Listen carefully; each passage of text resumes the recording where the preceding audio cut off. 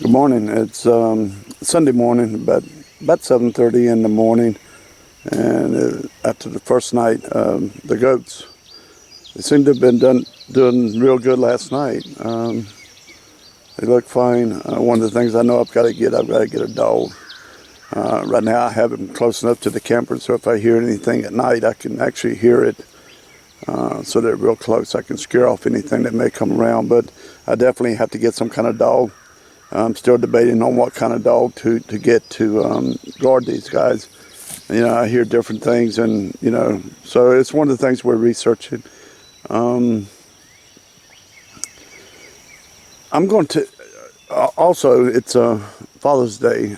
It's actually my son's birthday too. He was actually born on Father's Day that year, but it's his birthday today, and it's Father's Day. So I want to wish everybody, all the men out there, a happy Father's Day, and hope you really enjoy your day. Also, I want to do a VR for Zion Acres. She's got a 100 subscriber contest, and don't know why she doesn't have more, but I mean, she's got a great channel. The reason I'm saying that, she should have a lot more than 100 subscribers right now, but I'm going to put a link below to her channel. Go over and then check her channel out and support her channel. I think you're really, if you enjoy this kind of stuff with goats and chickens and stuff like that, and she's from up here in the Ozarks, and I think she was born and raised up here, if I'm not mistaken, but she seems to know a lot about the area, and I think you'll really enjoy her channel. And I'm entered in the contest, but I'm not doing this so much for the contest. The main reason I'm doing it is because I appreciate the support she's given my channel, and she just seems like a very nice, sincere lady. But the VR is basically why you homestead. The reason we're doing this now at our age, and I'm in my 50s, upper 50s. It's always been a lifelong dream. I've liked animals since I was a young child, but I've always mostly lived in the city. And then when I got married and had kids, we both had good jobs in the city. We made good living in the city. We had kids. So we stayed in the city to raise what we thought at the time was the best way to raise our kids. Now we realize it wasn't. But that's where we made good money, so we stayed in the city, trying to give our kids what we thought was a good life. And they did have a good life, don't get me wrong, but it's not the same. And so now we'd always planned this. Eventually we were going to do this, so now we're doing it. Unfortunately, it's at a later time in our life, but, we're enjoying it, we will enjoy it. But as far as homesteading, again, I've always felt and thought that I was born 150, 200 years too late. I know things were very, very hard back in those days, but life was so much simpler.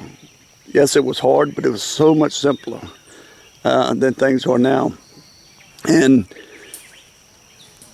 times are going to get worse. They're going to get harder, and they're going to get worse. And I think she mentioned in the video basically prepping, homesteading, basically the same thing. And then if you think about it, it pretty much is.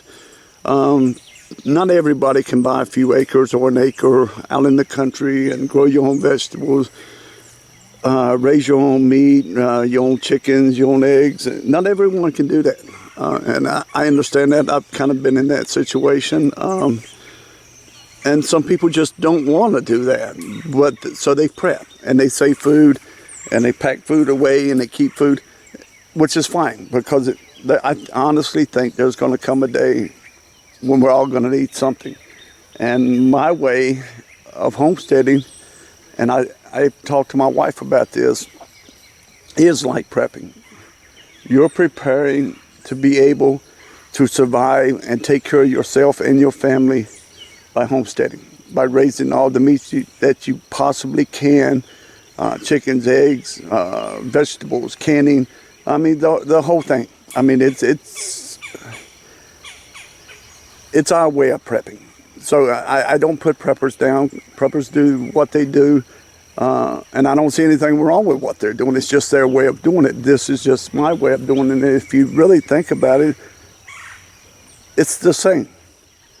Except they don't have an acre or a half acre or 2 acres, 3 acres, 4 acres, whatever. And they're not able to grow the animals and stuff. But they are preparing. They're getting ready. I mean, we may not ever see it in our day. We may not ever see it. I may not live long enough, but hopefully my grandkids will be able to carry this on, and I will go to my grave knowing that they know how to take care of themselves when that time comes. And so basically, this is my VR to Zion Acres on why we homestead, or why we are homesteading. And again, I'm going to be the first one to admit I am the biggest dummy when it comes to what I am doing now. Now, I'm very smart on figuring things out, but I've never raised animals. I'm not even going to try to admit that I know what I'm talking about. I only know what I read, the videos I see, and the people that actually do this, I talk to them. And I get a lot of information from people I talk to.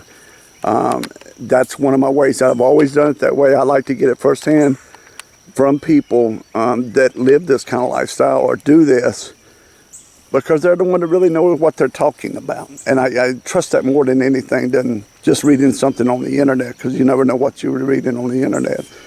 But anyway, go to Zion Acres channel and subscribe, because I honestly think you guys will love her channel. It's a great channel. And just give her some support, because you'll enjoy it.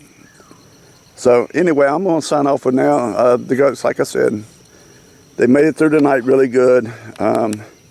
I'll do some more today. We got to finish up the shelter today and try to get the chicken tractor finished up and get the baby chicks in that. And but anyway, I'll get some more videos out before the day's over with. So, all right, thank you guys. Have a good day.